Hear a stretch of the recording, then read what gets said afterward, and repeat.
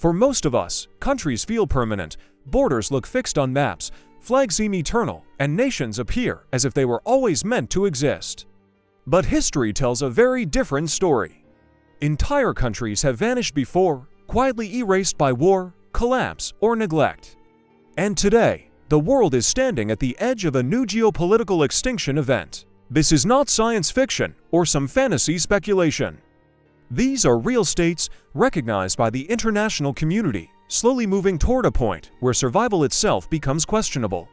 Some will disappear beneath rising oceans, others will dissolve under demographic collapse. And a few may simply stop functioning as states altogether, absorbed, fractured, or abandoned. Today on Wikivedia Plus, we will explore the countries that may disappear in the coming decades and why the world is not ready for what happens next. Let's dive in.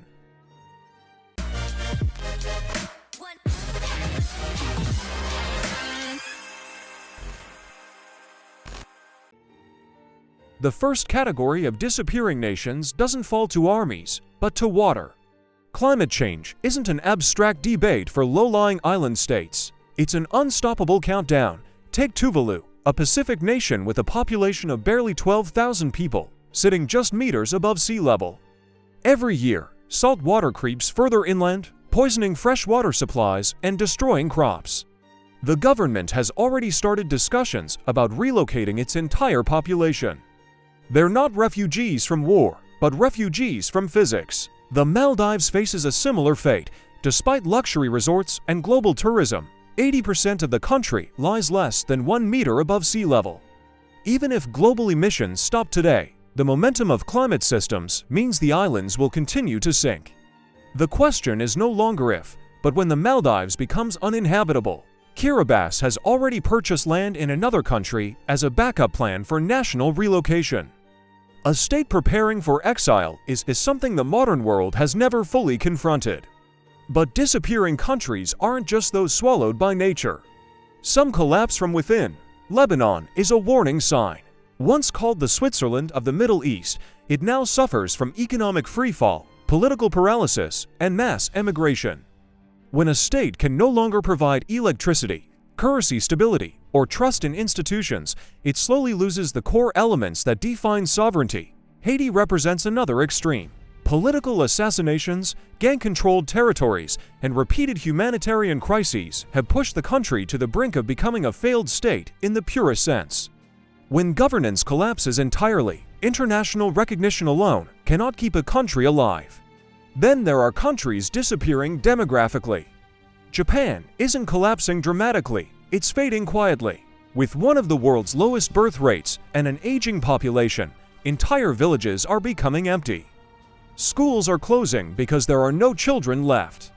While Japan itself is unlikely to vanish as a state, its internal structure is changing so profoundly that large regions may effectively disappear from functional society. Bulgaria, Latvia, and parts of Eastern Europe face similar trajectories.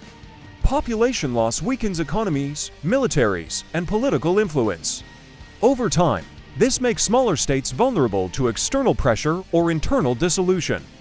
Another category is political erasure. Taiwan exists in a geopolitical paradox. It functions like a state, acts like a state, but is recognized as such by only a handful of countries. Its future depends not on internal collapse, but on global power dynamics. A single strategic decision by a superpower could fundamentally alter its existence as a separate entity. Ukraine has already experienced partial territorial erasure. Borders can disappear not only through conquest, but through frozen conflicts that slowly normalize loss. Even recognized states are not immune to being absorbed, partitioned, or redefined. What connects all these cases is one brutal truth: countries don't die suddenly. They fade, infrastructure fails, people leave, trust disappears, and eventually, the map updates quietly. The world order we know is built on the assumption that states are permanent, but history laughs at that assumption. The next decades won't just change governments, they may erase countries entirely. And when a country disappears, it's not just a flag that vanishes. It's a culture, a language, a memory, gone from the future. This isn't a prediction, it's a warning. Because the real question is not which country disappears next, but how many the world is willing to lose before it reacts. That was the end of this episode. If you found this analysis unsettling, ask yourself, which country do you think is most at risk, and why? Share your thoughts in the comments, subscribe to Wikivedia Plus, and suggest topics you want us to investigate next. Until the next deep dive, the map is already changing.